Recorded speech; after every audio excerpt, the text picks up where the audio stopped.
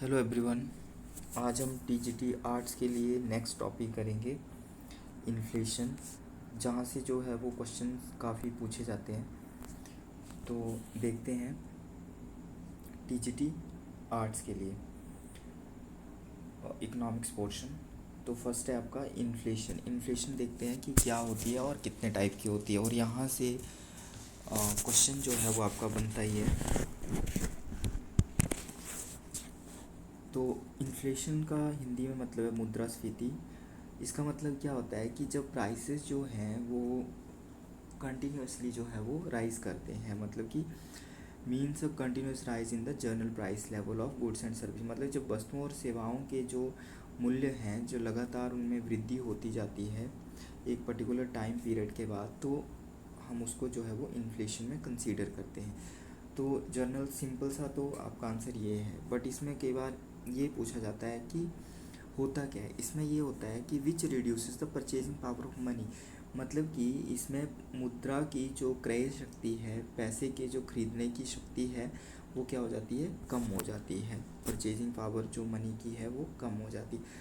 तो मतलब क्या है कि इन्फ्लेशन मतलब प्राइसेस का कंटिन्यूसली राइज होना, और इस दौरान क्या होता है, कीमतें बढ़ती हैं और जो आपका मुद्रा का जो मूल्य होता है वो कम होता है, उसकी जो क्रय शक्ति होती है वो कम होती है। ठीक है, प्राइसेस के बढ़ने से परचेजिंग पावर ऑफ मनी कम हो जाती है। ठीक है, तो ये होगा। इसमें अगर हम देखें तो इसके टाइप्स आते हैं।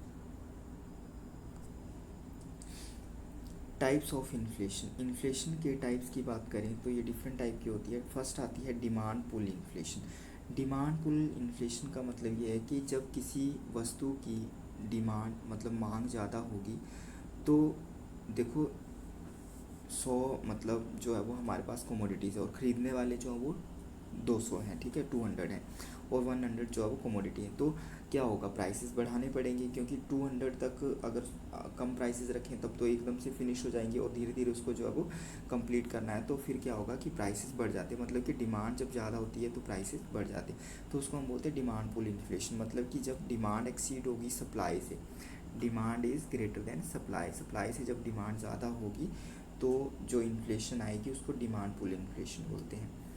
कॉस्ट पुश इन्फ्लेशन होती है। कॉस्ट पुश इन्फ्लेशन का मतलब ये है कि जब हम कमोडिटी को प्रोड्यूस कर रहे हैं, जब वो प्रोड्यूस हो रही है तो उसकी कॉस्ट जो है वो ज़्यादा लग रही है।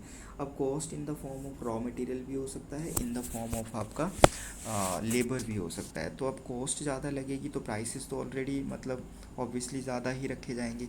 अब प्राइसेस ज़्यादा होंगे तो क्या होगा, इन्फ्लेशन होगी। तो वो होगी आपकी cost push inflation, caused by rising production cost like wages and raw material बोल सकते हैं। नेक्स्ट आता है बिल्ट इन इन्फ्लेशन, वेतन मूल्य सर्पिल। ये इसको हम ये होती है continuous cycle of rising veg and prices. जो आपकी बिल्ट इन इन्फ्लेशन होती है, इसमें क्या होता है कि आपका कंटिन्यूसली जो है वो एक साइकिल चल पड़ता है वेज एंड प्राइस के राइज होने का। देखो क्या है कि वेज बढ़ेगी तो प्राइसेस बढ़ेंगे, अब प्राइसेस बढ़ेंगे तो फिर वर्कर जो है वो और हाई वेज की डिमांड करेंगे, हाई वेज की डिमांड करेंगे, देन फिर से प्राइसेस बढ़ेंगे। तो ये क्या है, ये एक सर्कल में चल पड़ा है। मतलब कि आपका वेज बढ़ रही है, प्राइसेस बढ़ रहे हैं, वेज बढ़ रही है, प्राइसेस बढ़ रहे हैं। तो आपका बिल्ट इन इन्फ्लेशन होगा, continuous cycle of rising veg and prices. Next आता है creeping, walking, galloping and hyper inflation. तो ये का क्रमिक मतलब कि क्रीपिंग मतलब रेंगती हुई, चलती हुई, वॉकिंग मतलब धीरे धीरे चलती हुई, गैलोपिंग मतलब तेज़, और हाइपर मतलब अत्यधिक। तो इसका मैं एक डायग्राम बनाऊं तो इस तरह से आएगा कि आपका ये क्रीपिंग हो जाएगा, ये वॉकिंग हो जाएगा, ये रनिंग हो जाएगा, और ये हाइपर ऐसे करके जब ज़्यादा हो जाएगी तो ये हाइपर इन्फ्लेशन, या गैलोपिंग भी बोल सकते हैं, रनिंग। तो ये होती है आपकी क्लासिफाइड अकॉर्डिंग टू स्पीड। मतलब कि स्पीड के अकॉर्डिंग जो आपकी इन्फ्लेशन क्लासिफाइड हो रही है, these are the creeping, walking, running and hyper inflation. Next is headline versus core inflation. Headline versus core inflation का मतलब क्या होता है कि हेडलाइंस में जो है वो इंक्लूड ऑल आइटम, इसमें जो है वो सारी आइटम्स के गुड्स एंड सर्विसेज को इंक्लूड किया जाता है, ऑल आइटम्स को। बट जो कोर होती है वहाँ पर एक्सक्लूड होती है फूड एंड फ्यूल। यहाँ पर जो है वो हेडलाइन में सभी वस्तुएं शामिल होती हैं, आपने ये याद रखना है। और कोर जो इन्फ्लेशन होती है, कोर में क्या होता है, ये एक्सक्लूड करती है फूड एंड फ्यूल। इसमें खाद्य और ईंधन को छोड़ के जो होगी वो आपकी कोर। नेक्स्ट है स्टैगफ्लेशन, वेरी वेरी इंपॉर्टेंट, ये पूछा जाता है। स्टैगफ्लेशन तब होती है high inflation with high unemployment. मतलब क्या है कि यहाँ पर इन्फ्लेशन भी ज़्यादा रहता है, इन्फ्लेशन भी ज़्यादा रहता है और अनएम्प्लॉयमेंट भी ज़्यादा होता है। तो ये याद रखना है कि high inflation with high unemployment and low growth.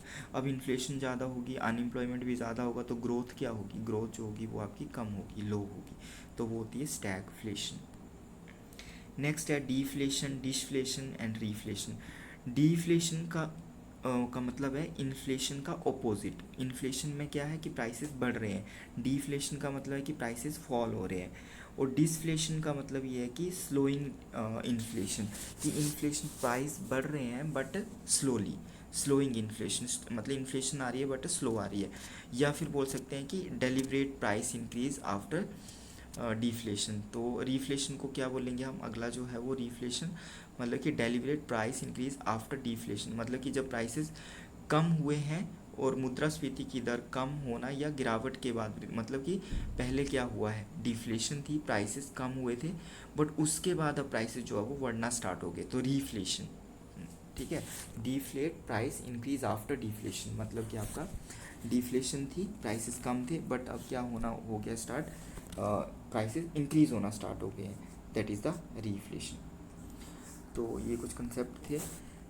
Effect की बात करेंगे, प्रभाव क्या होंगे, रिड्यूसेस परचेजिंग पावर पैरिटी, मतलब कि जब देखो इन्फ्लेशन होगी ना तो हमारी जो खरीदने की क्रय शक्ति है वो क्या हो जाएगी, परचेजिंग पावर पैरिटी कम हो जाएगी। पहले वही चीज़ जो वो 10 रुपये में आ रही थी, अब वही चीज़ जो वो 15 रुपये में या 20 रुपये में आ रही है। ठीक है, तो ये प्रॉब्लम आएगी।